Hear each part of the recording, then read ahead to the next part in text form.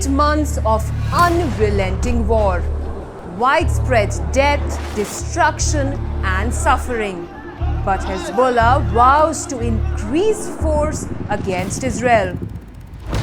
Hezbollah turns up the heat with 1 lakh fighters, 2 lakh missiles and rockets, Burkhan, Katyushas, Fajr 3 and Fajr 5.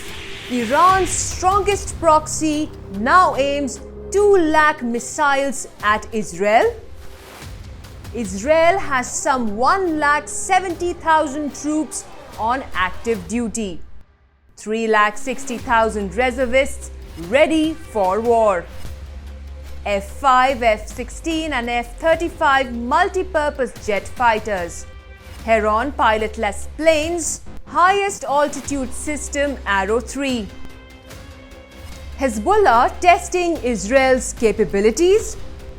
Can Israel match Hezbollah's military strength? In Israel versus Hezbollah, who has an upper hand?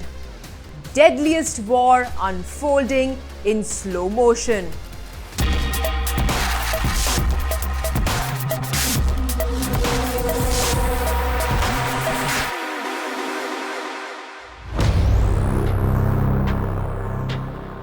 While the world watches the devastating war in Gaza, another conflict simmers along Israel's northern border with Lebanon. Here, Israel faces off against Hezbollah, Iran's strongest backed militia, in a confrontation that, while less intense than the Gaza conflict, still results in almost daily violence. This simmering battle includes almost daily rocket fire from Hezbollah and retaliatory Israeli artillery and airstrikes, resulting in hundreds of deaths and the displacement of tens of thousands on both sides. In recent weeks, the conflict has intensified.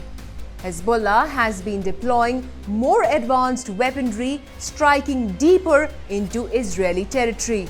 A significant escalation occurred on June 12th, when Hezbollah launched around 200 rockets in response to the Israeli assassination of one of its commanders, Taleb Sami Abdullah. The Israeli Defense Forces confirmed this attack and responded with 215 projectiles targeting northern Israel. Now, the increase in frequency and intensity of these attacks has led Israeli leaders to openly threaten a full-scale invasion of Lebanon to decisively confront Hezbollah.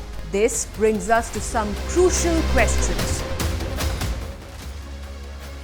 In the conflict between Israel and Hezbollah, who holds the upper hand? Can Hezbollah's extensive missile arsenal tip the scales? Does Israel's technological superiority ensure its dominance?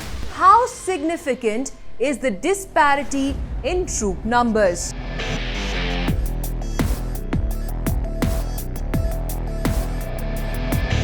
In terms of nuclear weapons, Israel possesses 90 while Hezbollah has none. When it comes to total military personnel, Israel's 638,000 dwarfs Hezbollah's 60,000. Regarding active military personnel, Israel has 173,000 compared to Hezbollah's 60,000. Israel boasts 2,200 combat tanks, significantly outnumbering Hezbollah's 324.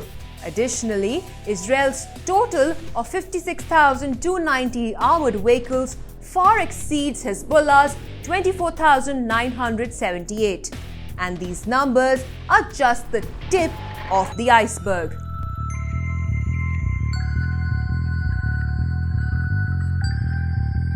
Now, a former Israeli security official has made the alarming claim that Hezbollah could potentially defeat Israel within 24 hours if a full-scale war erupts. This assertion, highlighted by Newsweek, emphasizes Hezbollah's extensive arsenal of 2 lakh weapons, including drones, missiles, and precision-guided munitions. Now, such a scenario poses a significant threat.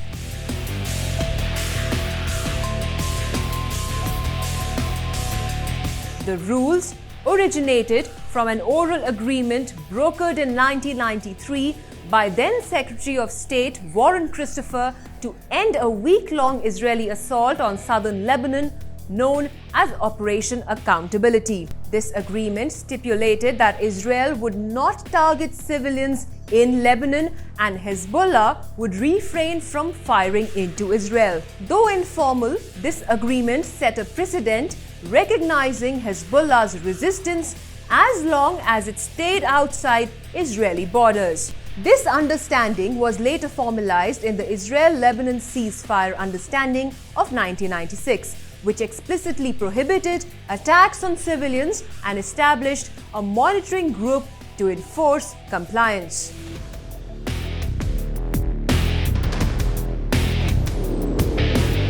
The 2006 war between Israel and Hezbollah served as a harsh lesson in the costs of breaking these rules. Following Hezbollah's cross-border raids and the capture of Israeli soldiers, Israel launched a ground invasion. The conflict resulted in over 1,000 Lebanese and 100 Israeli deaths.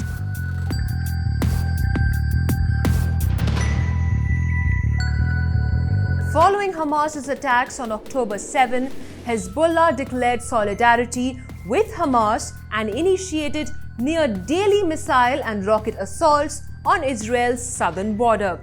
Now, the Israeli military attributes several deaths to these attacks and has evacuated about 60,000 people from the northern communities. Meanwhile, around 74,500 people in Lebanon have been displaced according to the International Organization for Migration. Now, in this precarious balance, the informal rules continue to govern a fragile peace, preventing a large catastrophe while highlighting the ongoing volatility of the region. The question remains, can this fragile equilibrium hold, or will the conflict escalate into a full-scale war with far-reaching consequences?